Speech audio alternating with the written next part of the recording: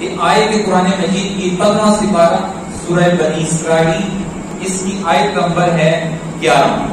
اس میں اللہ سبحانہ تعالیٰ نے ارشاد فرمایا بسم اللہ الرحمن الرحیم وَكَانَ الْإِنسَانُ عَجُولًا صدق اللہ العلی العظیم وصدق رسولہ النبی الکریم۔ اس میں اللہ پاک نے ارشاد فرمایا کہ بے شک انسان جو ہے یہ بڑا جلد باز ہے، ہر کام میں جلدی کرتا ہے۔ تو یہ جلد باز تو ہے، لیکن جو ایمان والے ہوتے ہیں، جو اللہ والے ہوتے ہیں، وہ ان کی زندگیوں کے اندر ٹھہراؤ آ جاتا ہے۔ جلد بازی کی کیا کیا نقصانات ہیں وہ بھی ہم سنیں گے انشاءاللہ، اور کن کاموں میں جلدی کرنی بھی چاہیے اور کن کاموں میں جلدی نہیں کرنی چاہیے، یہ ہمارا موضوع ہے۔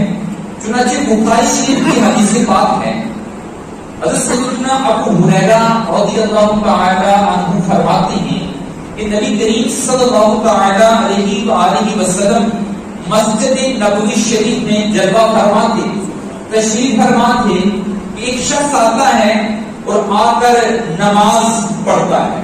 نماز پڑھنے کے بعد سرکار مدینہ صلی اللہ تعالی علیہ وآلہ وسلم کی بارگاہ مقدس میں حاضر ہوتا ہے اور عرض کرتا ہے السلام علیکم یا رسول اللہ صلی اللہ علیہ وسلم۔ سرکار علیہ السلام سے جواب ارشاد فرماتے ہیں وعلیک السلام، اور پھر فرماتے ہیں لوٹ جاؤ اور پھر نماز پڑھو۔ وہ شخص جاتا ہے اور پھر نماز پڑھتا ہے، اور ایک روایت کے اندر آتا ہے سرکار فرماتے ہیں لوٹ جو تمہاری نماز نہیں ہوئی دوبارہ پڑھو۔ وہ جا کر پھر نماز پڑھتا ہے اور نماز پڑھ کر پھر آتا ہے سرکار کی بارگاہ میں السلام علیکم یا رسول اللہ صلی اللہ علیہ وسلم۔ سرکار کی صلاۃ پھر جواب دیتے ہیں وعلیکم السلام، جاؤ تمہاری نماز نہیں ہوئی دوبارہ پڑھو۔ وہ پھر جاتا ہے نماز پڑھتا ہے اور پڑھ کر پھر سرکار کی بارگاہ میں حاضر ہوتا ہے، دوسری طرح السلام علیکم یا رسول اللہ۔ سرکار جواب دیتے ہیں وعلیکم السلام، پھر فرماتے ہیں جاؤ تمہاری نماز نہیں ہوئی پھر پڑھو۔ اب یہ تیسری یا چوتھی بار ہے، ابو ہریرہ فرماتے ہیں تیسری بار یا چوتھی بار سرکار وہ شخص کہتا ہے یا رسول اللہ مجھے اس طرح ہی آتی ہے، مجھے سکھا دیں۔ تو نبی کریم صلی اللہ تعالی علیہ وسلم نے جو ارشاد فرمایا بخاری شریف کی حدیث بات ہے، فرمایا جب تم نماز کا ارادہ کرو تو اچھی طرح کامل پورا وضو کرو، پھر اپنے رخ کو کعبے کی طرف کرو، دو چیزیں۔ تیسری کو فرمایا تقدیر کو ہو، یہ تقدیر فرض ہے۔ اب یہ سرکار نے طریقہ بتایا تو میں اس طرح پھر اپنی 2 رکعتیں ہیں یا 3 رکعتیں ہیں یا 4 رکعتیں پڑھ رہا تھا تو اپنی رکعتوں کو اس طریقے کار کے مطابق اس طرح قیام کرنا ہے، اس طرح رکوع کرنا ہے، اس طرح سجود کرنا ہے اور نماز کو پوری کرو۔ تو پیارے بھائیوں اس واقعے سے بخاری شریف کی حدیث پاک سے ہمیں 4 نکات ملتے ہیں سیکھنے کے لیے، وہ ہم سنتے ہیں کیا کیا نقطہ ہے۔ پہلا نقطہ ہمیں یہ ملا کہ صحابہ کرام کی اور نبی کریم صلی اللہ علیہ وسلم کی عادت کریمہ تھی کہ جب بھی ملاقات ہوتی تو پہلے سلام کرتے پھر بات کرتے۔ آپ نے دیکھا مسجد ہی میں سرکار مثال کے طور پر مثال دے رہا ہوں کہ نبی کریم صلی اللہ علیہ وسلم ممبر اقدس پر بیٹھے ہوئے اور شخص آیا ہوگا وہاں پر نماز پڑھی ہوگی مثال کے طور پر، تو سرکار نے اسے ملاحظہ فرما لیا ہوگا نماز میں جو دوبارہ پڑھنے کے لیے اسی لیے کہا۔ اب وہ آتا ہے تو کلام نہیں کرتا، ڈائریکٹ بات نہیں، پہلے کیا کرتے ہیں السلام علیکم، اور نبی کریم علیہ السلام کو بھی ڈائریکٹ اسے ٹوکتے نہیں، اس کی غلطی بتاتے نہیں، بلکہ اسے جواب دیتے ہیں وعلیکم السلام، پھر اسے نماز کا حکم دیتے ہیں۔ تو پتہ چلا وہ ایک بار نہیں آیا، 3 بار آیا یا 4 بار آیا، تو ہر بار اس نے آ کر پہلے سلام کیا پھر بات کی، اور نبی کریم علیہ السلام کو نے پہلے جواب دیا پھر اس کی غلطی بتائی۔ تو پتہ چلا جب بھی ملاقات ہو، چاہے کتنی بار بھی بار میں ملاقات ہو، بار بار ملاقات ہو، بار بار سلام کرنا کیا ہے سنت ہے، ثواب کا کام ہے، عبادت کا کام ہے۔ یہ بھی سیکھنے کو ملا۔ اچھا دوسری چیز کیا ملی ہمیں سیکھنے کو کہ اگر ہمیں کوئی ہماری غلطی بتائے، ہمارا عیب بتائے، ہمارا نقص بتائے تو اس کی بات کو ماننا چاہیے اور اس کا شکریہ بھی ادا کرنا چاہیے، غصہ نہیں کرنا چاہیے۔ لیکن صحابہ کیا کہنے لگے تھے ایک نماز کو نبی پاک صلی اللہ علیہ وسلم کی تربیت کے لیے 3 بار پڑھائی، ایک ہی نماز کو، پھر اس کی اصلاح فرمائی، یہ تربیت تھی نا۔ آج ہم اگر کسی کو کہہ دیں تو ہو سکتا ہے بنا کے ڈر پڑے۔ ایک بات یہ سمجھانے کی، لیکن ہم سیکھنے کے لیے آئے ہیں کہ بخاری شریف کے حدیث سے بات سنا رہا ہوں، اس صحابی نے کبھی اعتراض نہیں کیا، غصہ نہیں کیا، بلکہ کہا یا رسول اللہ مجھے اس طرح آتی ہے، آپ مجھے سکھا دیں۔ آج انتصاری، اور آج ہم کیا کہتے ہیں تو بڑا سیاح نہ بڑھ، سانوں پتہ ہے تو 2-4 کتابیں نے پڑھ لی ہیں تو سب تو سنا آگے سے سنا دیتے ہیں، اس کا دل بھی ٹوٹتا ہے۔ میرے بھائیوں شکر کریں کہ کوئی غلطی بتانے والا ہے۔ آج دیکھیں میری غلطی آپ دور کر دیں گے تو میری ایک خامی دور ہو جائے گی، تو مجھے آپ کا شکریہ ادا کرنا چاہیے۔ حضرت سیدنا عمر فاروق اعظم رضی اللہ تعالی عنہ تقی جنتی ہیں آپ کو نبی کریم صلی اللہ علیہ وسلم جنت کی بشارت عطا فرمائی۔ آپ جس راستے سے گزر جاتے تھے شیطان بھاگ جاتا تھا، راستہ تبدیل کر لیتا تھا شیطان۔ اتنے پائی کا بندہ ہے، اتنا بڑا مقام ہے، پوری امت میں اس جیسا کسی نے مرتبہ نہیں پایا۔ سیدنا عمر فاروق اعظم کے جن کو دیکھ کر شیطان نہیں بھاگتا تھا، بڑا کمال کی بات ہے۔ آپ پتہ کیا فرماتے ہیں؟ فرماتے ہیں مجھے وہ شخص محبوب ہے، وہ میرا محبوب ہے، میں اس سے پیار کرتا ہوں، مجھے وہ پسند ہے جو میری غلطی دیکھے اور مجھے بتا دے۔ وہ تو کہتے ہیں میں پیار کرتا ہوں اس سے، محبوب کا لفظ استعمال ہوگا، وہ میرا محبوب ہے، اسے ہم کہتے ہیں آئی لو یو، وہ محبوب ہوتا ہے اسے جسے ہم کہتے ہیں۔ فرماتے ہیں میرا محبوب وہ ہے جو میری اصلاح کرتا ہے، میری غلطی بتاتا ہے۔ تو آج ہم کیا کرتے ہیں؟ ہمارا موڈ ہی خراب ہو جاتا ہے، وہ جو بتانے والا اس کا دل بھی ٹوٹ جاتا ہے، وہ سوچتا ہے یار آج کے بعد کسی کو بتانا نہیں ہے، بتانے کا فائدہ نہیں۔ تو یوں ہم نیکی کے راستے میں بھی رکاوٹ بن جاتے ہیں جب ہمارا اس طرح کا رویہ ہوتا ہے، بہیویئر ہوتا ہے۔ تو میرے کو یہ بھی نیت کریں کہ انشاءاللہ اگر ہمیں کوئی غلطی بتائے اس کا اچھے طریقے سے شکریہ ادا کریں کہ جناب وہ شکریہ آپ نے مجھے غلطی بتائی۔ ایک بزرگ بڑی اچھی طریقے سے بات سمجھاتے ہیں، کہتے ہیں غلطی بتانے والا سمجھے مثال کیا ہے؟ فرماتے ہیں مثال کے طور پر آپ کہیں جا رہے ہیں اور آپ کی نا قمیض کے اوپر بجو چڑھ گئے، اب بندہ پیچھے سے آتا ہے، آپ کا دوست بھائی دار عزیز جانے والا کہتا ہے بھائی مجھے اتارو، چھاڑو، بجو ہے۔ آپ پتا کیا کرتا ہے؟ فوراً قمیض اتارتا ہے، چھاڑتا ہے، یا کسی طریقے سے اس کو بجو کو اتارتا ہے۔ اب اس کو بھی شکریہ ادا کرے گا یا غصہ کرے گا؟ یا تو نے کیوں بتایا تھا؟ اگر وہ نہ بتاتا تو ممکن تھا اسے وہ ڈنڈ مارتا، ڈھنس لیتا، اسے تکلیف ہوتی ہے۔ بچوں کا زہر کتنا خطرناک ہوتا ہے آپ سمجھتے ہیں۔ تو پہلے اسی طرح جب ہمارے ساتھ ایک عیب ہے نا، اس کو عیب کو دور اگر وہ کر رہا ہے تو وہ ہمارا محسن ہے، وہ ہم پر احسان کر رہا ہے، ہمیں کیا کرنا ہے؟ اس کا شکریہ ادا کرنا ہے۔ یار آپ نے بھائی کے ساتھ نیکی کی ہے۔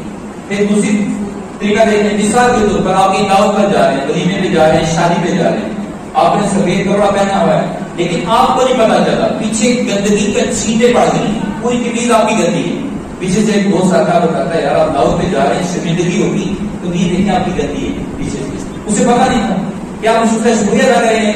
اس سے بہتر کہ اس سے اگر وہ نہ بتاتا آپ چلے جاتے محفل کے اندر اور آپ کی وہاں پر جو بدنامی ہوتی یا بے عزتی ہوتی تو اس نے اس بے عزتی سے آپ کو بچایا، وہ آپ کا محسن ہے، یعنی احسان کرنے والا ہے، اس کا ہمیشہ شکریہ ادا کرنا چاہیے۔ ہمیں اس حدیث پاک سے یہ بھی سبق ملا۔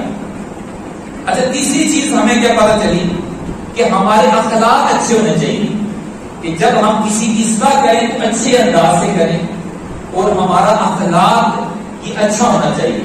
تو ڈرانا نہ ہو کہ مجھے نماز ہی پڑھنے نہیں آتی، کدھر ہو چکے آگے مسجد سے، یعنی ہم آج کس طرح کہتے ہیں، لیکن سرکار نے ایسا نہیں کہا، اصلاح فرمائی، نماز کا طریقہ بتایا، ورنہ ہم کہتے ہیں ہمارے پاس آئے لیکن یقین کر لیں ہمیں نماز پڑھتے، میں بھی نماز پڑھاتا ہوں، شاہ صاحب بھی پڑھاتے ہیں، بعض اوقات اتنا بندہ بزی ہوتا ہے کسی کو بتانے کا ٹائم نہیں ہے بندے کے پاس، لیکن وہ امام الانبیاء دیکھیں اصلاح بھی فرما رہے ہیں، نمازی کو بغور دیکھا کہ اس میں نماز سے اقرا لانے کی، پھر اس کی تربیت بھی فرمائی۔ اس طرح امت کی خیر خواہی کا جذبہ بھی ہونا چاہیے، اخلاق اچھے ہونے چاہیے، بتانے کا انداز بھی اچھا ہو اور سیکھنے والے کا انداز بھی اخلاقی لحاظ سے اچھا ہونا چاہیے۔ نبی کریم صلی اللہ علیہ وسلم نے فرمایا روزے قیامت جو سب سے وزنی نیکی ہوگی وہ کیا ہوگی؟ حسن اخلاق، آپ کے اچھے اخلاق۔ بڑی پیاری بات ہے میرے بھائیو، یاد رکھیں، یہ نہیں فرمایا حج کا وزن قیامت کے دن تمہاری نیکی میں سب سے وزنی ہوگا، عمرے کا وزن سب سے وزنی ہوگا، نمازوں کا وزن سب سے زیادہ ہوگا، یہ نہیں بتایا۔ کیا فرمایا؟ حسن اخلاق یہ سب سے وزندار ہوگا قیامت کے دن نامہ اعمال میں. تو پتہ کیا چلا پیارے بھائی، جس طرح ہم نماز کو عبادت سمجھتے ہیں، جس طرح عمرہ کرنا عبادت سمجھتے ہیں، جس طرح حج کرنا عبادت سمجھتے ہیں، پیارے بھائی اسی طرح حسن اخلاق بھی ایک عظیم عبادت ہے، ایک عظیم عبادت جو کل قیامت کے دن ہمارے نامہ اعمال میں سب سے وزنی ہوگی. تو ہمیں حسن اخلاق اچھا کرنا ہے. نبی کریم صلی اللہ علیہ وسلم کے دور اقدس کی بات ہے. پہلے بھائی ایک شخص نے کہا یا رسول اللہ صلی اللہ علیہ وسلم فلاں جگہ پر فلاں عورت رہتی ہے، فلاں محلے میں ایک عورت رہتی ہے، وہ نماز روزے کی بڑی پابند ہے، نفلیں بھی پڑھتی ہے، نفل نماز بھی پڑھتی ہے، صدقہ خیرات بھی کرتی ہے، غریبوں کی مدد بھی کرتی ہے، لیکن کیا فرمایا یا رسول اللہ صلی اللہ علیہ وسلم اس کی زبان سے اس کے پڑوسی تنگ ہوتے ہیں، پریشان ہوتے ہیں. فرمایا وہ عورت دوزخی ہے. صرف اس زبان کی وجہ سے نماز بھی پڑھتی تھی، صدقہ بھی کرتی تھی، نفل بھی پڑھتی تھی، عبادت گزار بھی تھی، مشہور بھی تھی کہ عبادت کرنے والی نمازی عورت ہے، لیکن اس کے باوجود زبان اس کی ٹھیک نہیں تھی. کیا فرمایا؟ دوزخی ہے. میں نہیں فرما رہا، حدیث پاک میں نبی پاک علیہ الصلوۃ والسلام نے ارشاد فرمایا. اچھا یہاں پر ایک اور صاحب کہنے لگے یا رسول اللہ ایک فلاں علاقے کی عورت ہے، وہ نماز روزہ یہ نفلیں اتنی تو نہیں پڑھتی، صدقہ و خیرات اتنا نہیں کرتی، لیکن اس کا حسن اخلاق بڑا اچھا ہے، اس کے پڑوسی اس سے بڑے خوش ہیں. فرمایا وہ عورت جنتی ہے. تو پتہ کہ چلا میرے بتانے کا جو مقصد ہے یہ واقعات، ہمیں چاہیے کہ اپنے اخلاق کو بھی اچھا کریں. جہاں پر ہم پیارے بھائیوں کی عبادات کو توجہ دینی چاہیے، لیکن اس کے ساتھ ساتھ اپنی الفاظ پر بھی غور کرنا چاہیے. کہیں میرے الفاظ کسی کے دل کو تو نہیں چیر دیتے، کہیں میرے الفاظ کسی کے دل کو زخمی تو نہیں کر دیتے، کیا میرے الفاظ کسی کو پریشان تو نہیں کر رہے، کیا میرا پڑوسی میری زبان کی وجہ سے تنگ تو نہیں ہے. تو پھر ہماری نمازیں کس کام کی پیارے بھائی؟ یہ بھی تو عبادت تھی.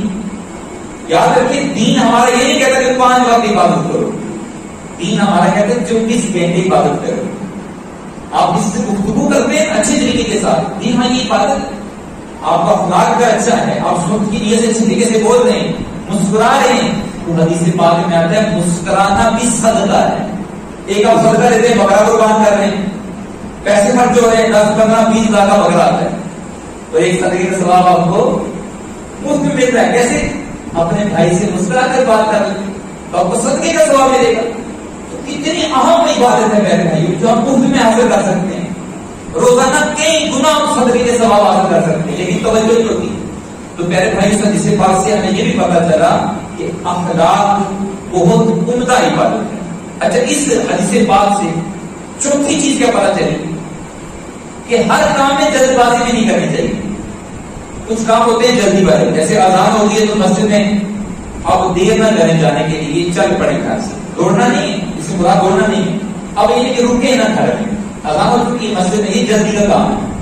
لیکن جب مسجد میں پہنچ جائے ہیں، نماز پڑھنے لگے ہیں، تو اب جلدی نہیں کریں. اب نماز کا جو حکم ہے یہ اطمینان حاصل کر کے پڑھو، سکون کے ساتھ پڑھو، اس کو ادا کریں. کہیں ایسا نہ ہو جلد بازی میں اپنی نمازوں کو بیٹھے. تو ہمیں اس بات کا بھی خیال رکھنا ہے کہ نماز پڑھنی ہے تو دل جمعی کے ساتھ پڑھنی ہے، سکون کے ساتھ پڑھنی ہے، اطمینان کے ساتھ پڑھنی ہے. میرے بھائیو صحابی تھے تو نبی کریم صلی اللہ علیہ وسلم نے 3 بار یا 4 بار کہا دوبارہ نماز پڑھو. کیا وجہ تھی؟ نماز تو پڑھ رہے تھے، سرکار نے بعد میں درس کیا دیا جب رکوع کرو تو اطمینان کرو. پتہ چلا کہ رکوع کرنا چاہیے تو جلد بازی میں نہیں کرنا چاہیے. پھر فرمایا سجود کرو تو اطمینان سے کرو. اب آج ہمارا جو ہے جو نماز پڑھنے کا انداز ہوتا ہے، بات ہوگا سب کا نہیں بات کر رہا ہوں، جو کرتے ہیں ان کے لیے بات ہے، وہ نہ کیا کریں. ہم جلد بازی کرتے ہیں، رکوع بھی پورا نہیں کر پاتے، قوما کھڑا ہونا ہوتا ہے وہ پورا نہیں کرتے، 2 سجدوں کے درمیان بیٹھنا ہوتا ہے وہ بیٹھ نہیں پاتے، جلد بازی نہیں کرتے. کہیں ایسا نہ ہو کہ ہم وقت نکال کر آئے، اپنی دکان یا کاروبار یا جاب چھوڑ کر آئے، یا جب نماز پڑھتے ہیں وضو کیا، مسجد میں آئے، وقت دیا، کہیں تھوڑی سی جلدی کر کے نماز ضائع نہ کریں. اپنا ہدف بنائے میرے بھائیوں، نہ زیادہ آہستہ پڑھنی ہے نہ زیادہ جلدی کرنی ہے. وہ کیا ہے درمیان درجہ آپ کو بتا دیتا ہوں. اپنا ہدف بنائے کہ 1 منٹ میں 1 رکعت پڑھوں گا. اب 4 رکعتیں پڑھنی ہے نا یہ نارمل بتا رہا ہوں، اس سے بہتر جتنا دیر کریں گے اتنا ثواب ہے، لیکن کم از کم 4 رکعتیں ہماری 4 منٹ میں ہونی چاہیے۔ بعض بات دیکھا ہے کہ لوگ مقابلہ کرتے ہیں، بچپن میں ہم بھی کرتے تھے، 7 بندہ نماز پڑھ رہا ہمارا مقابلہ بندے سے پہلے پڑھوں گا، لیکن یہ غلط چیز ہے، مقابلے کے لیے نہیں آئے، بلکہ مقابلہ یہ ہونا چاہیے یار میں لیٹ پڑھوں گا، میں مسجد میں پہلے آئی ہوں آخر میں جاؤں گا، اس میں مقابلہ ہونا چاہیے، نیکی میں فائدہ مند، جیتے گا وہی جو نیکیاں زیادہ لے کر جائے گا پہلے میں۔ ہم کیا کرتے ہیں 4 رکعتیں 2 منٹ میں پڑھ لیتے ہیں، یہ درست نہیں ہے، یہ صحیح بتا رہا ہوں، اگر آپ 2 منٹ میں پڑھتے ہیں تو یہ صحیح نہیں ہے، ایک میں بتا رہا ہوں کم از کم ہمارے 4 منٹ لگنے چاہیے، 4 منٹ، یہ اپنا ایک اندازہ بتا رہا ہوں، کم از کم 5 منٹ لگائیں، 6 منٹ لگائیں، اللہ توفیق دے 7 منٹ لگائیں۔ نبی کریم صلی اللہ علیہ وسلم 4 رکعتیں 4 گھنٹوں میں پڑھتے، 8 گھنٹوں میں کہہ بھائی جی ہاں، میں اپنے پاس سے بات نہیں کر رہا۔ نعرہ تکبیر، نعرہ رسالت۔ بھائی کو آپ میں حدیث پاک سنا دوں جس میں آپ نے 4 گھنٹے 8 گھنٹے کی 4 رکعتیں پڑھی، 4 رکعتیں 5 گھنٹے 6 گھنٹے کی پڑھی، وہ کیسے؟ حدیث پاک میں آتا ہے کہ نبی کریم صلی اللہ علیہ وسلم نے نماز شروع کی، پہلی رکعت کے اندر آپ نے سورۃ البقرہ پڑھی۔ پہلے بھائی آپ فاتح قرآن سے سن لیں یا قرآن مجید پڑھتے ہیں، میں انہیں پتا ہے تقریباً 2.5 پارے بنتے ہیں، کتنے بنتے ہیں؟ اور نبی کریم صلی اللہ علیہ وسلم آپ کا کیا خیال ہے کہ ہماری طرح پڑھتے ہوں گے تیز تیز؟ آپ آستہ سا پڑھتے تھے، دعائیں تلاوت تو رویا بھی کرتے تھے۔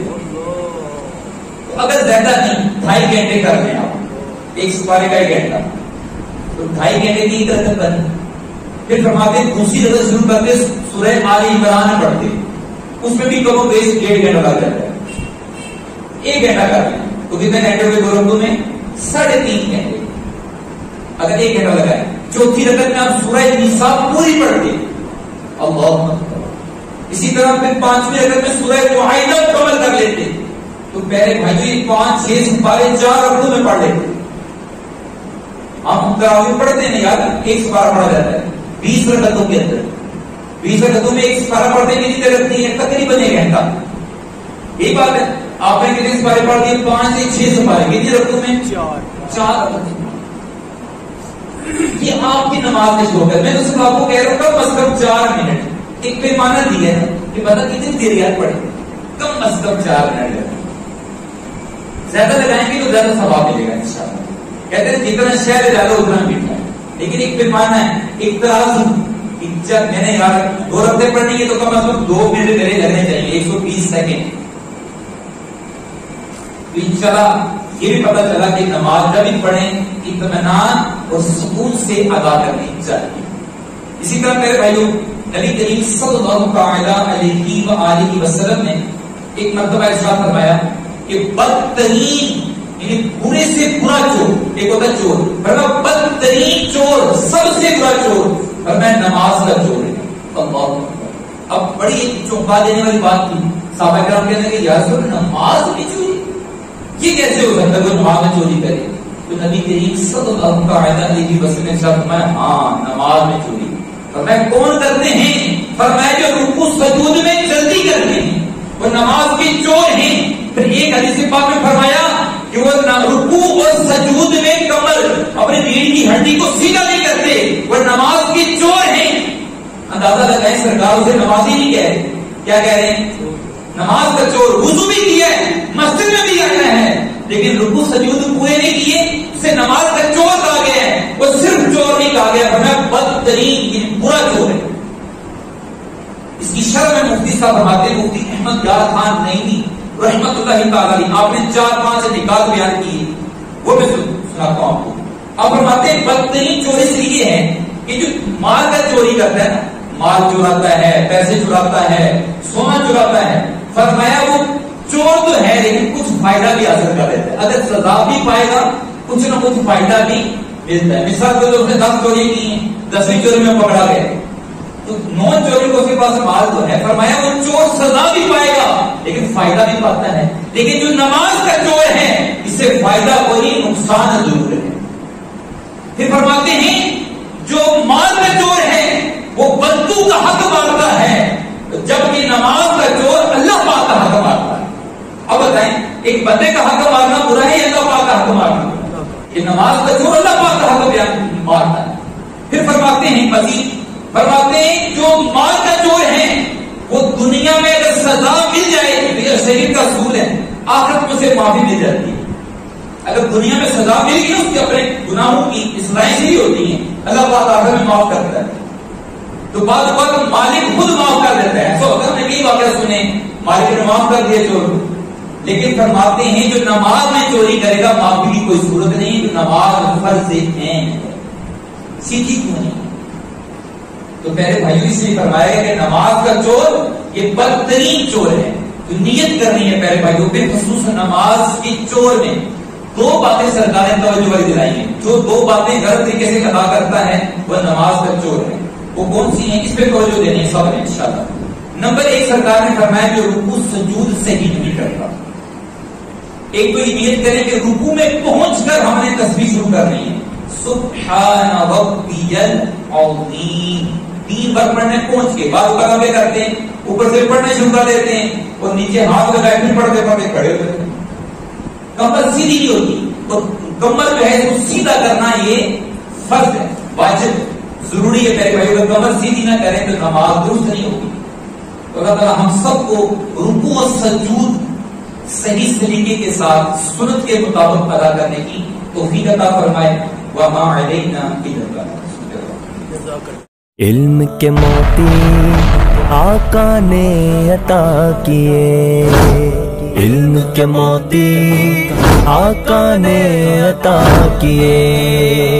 ناداروں کو علم کے موتی